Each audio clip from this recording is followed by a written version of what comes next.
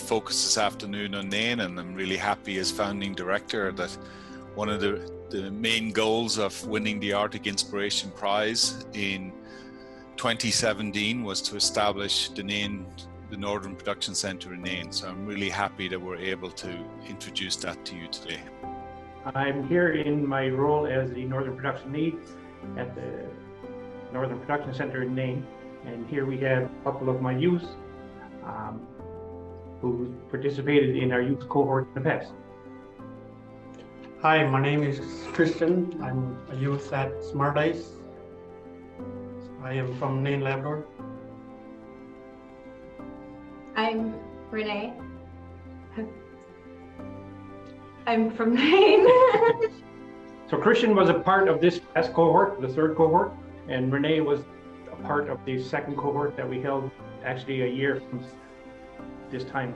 So Rex is going to take us on a quick tour of the space, and he's going to focus in a little bit about the buoy. So he's going to take his cell phone now and pan the room, scan over to the buoys, and we've got a training buoy there. We've got some component pieces of how the technology works, so how the science works and how we took the science and made it into a working piece of equipment. So we share a building with many other tenants, probably 4 or 5 other tenants, and we have an office space, which is great, and a shared kitchen. And then we have the main floor down here that we've really made into a nice, bright, safe space. One of our philosophies is to make sure with socio-emotional learning and well-being that we have a safe space for everybody to feel comfortable in and work in. So here is our space. There's a lot of things come out of this space. It's small, but it's pretty powerful. You grab your thermistor. Once you got your thermistor, you grab your O-ring and you put it on your thermistor. Then, once you put the wave washer on your thermistor, you grab your 2 O-rings, put it on your thermistor, and once you've got that done, you grab your nut plate and you put it on the back of the motherboard and you screw your thermistor into the motherboard. And once that is done, you hook your wires into your motherboard. And once you've got all your thermistors into your motherboard, you put your motherboard into your module like this.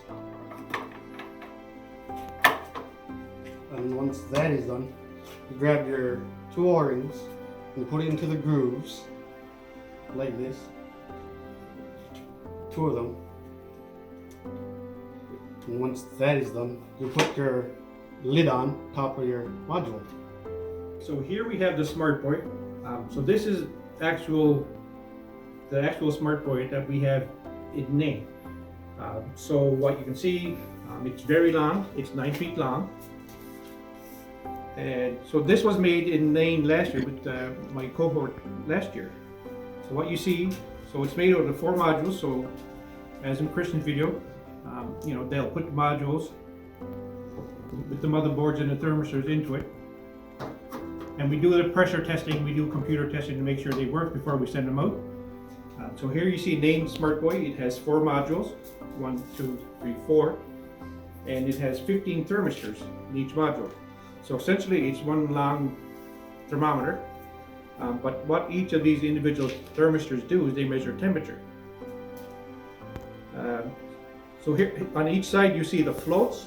So when we deploy it in the ice, it actually floats. If we were to throw it in water, it will float. So when we go to deploy it, we'll cut a hole in the ice and we'll just lower it into the ice. And ideally, from this section down, this would be in the water.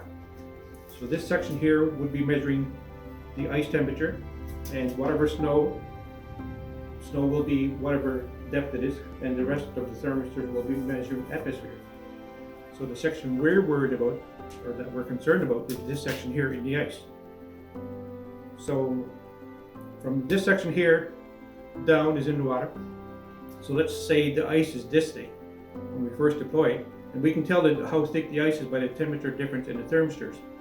As the ice freezes and gets deeper, it'll change the temperature reading of the thermistor. And that's how we can tell the difference of the ice thickness. So vice versa, in the spring, when it melts from underneath, the water will rise up, it'll melt, and we can tell how thin the ice is getting by the temperature difference in the thermistors in this area here. So at the end of it, here it's ran by 16D batteries, and it does last a whole ice season. So you can see here, my youth have just finished building this in one battery pack, so they actually have to build it. So it sits in the water, and it does last the whole ice season. So that's 16D batteries, and at the top of it, sticking out of the ice, is the antenna head, and here you can see an antenna head the youth have built. So inside of this is a GPS and a antenna that sends out the signal. So once a day, it'll take the reading and it'll transmit the data where it will be interpreted by somebody, so we can tell how thick the ice is and how deep the snow is in the current air temperature. And that's how a smart board works. And I'd like to stress, Minister, that there were many, many people who said that this could not work, that you couldn't establish a technology production center in the north, and that you cannot train Inuit youth to do this type of technical assembly.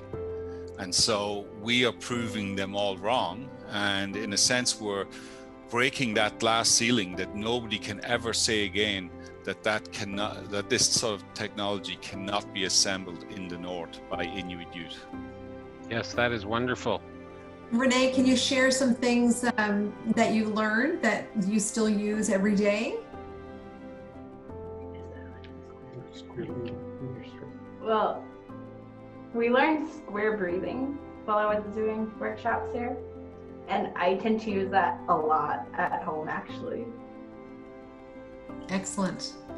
So we do have a component of social, emotional, and well-being within our program. So we really look at the entire package. It's just not how to make the buoy. So there's mindful exercises, financial literacy, making a resume, goal setting, all kinds of really interesting things in this entire package of employment readiness. So each one of the youth usually walk out with several different types of skills. So Renee uses the square breathing every day, and it's a really good way of grounding yourself for the day. Hey, Renee. Yes. That's excellent, Renee, because that's something that I learned to do many years ago, and I still do it today, actually, to when you're feeling anxious, to just breathe through your stomach, and it's something you can keep with you for life. I want to thank everyone who took part in this wonderful presentation. It's very interesting, and glad I was a part of it.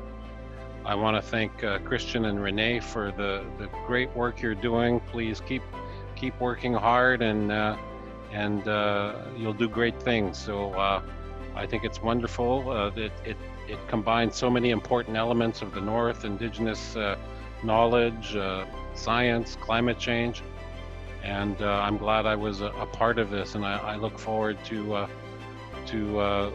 working together more in the future. Thank you. Stay safe, everyone.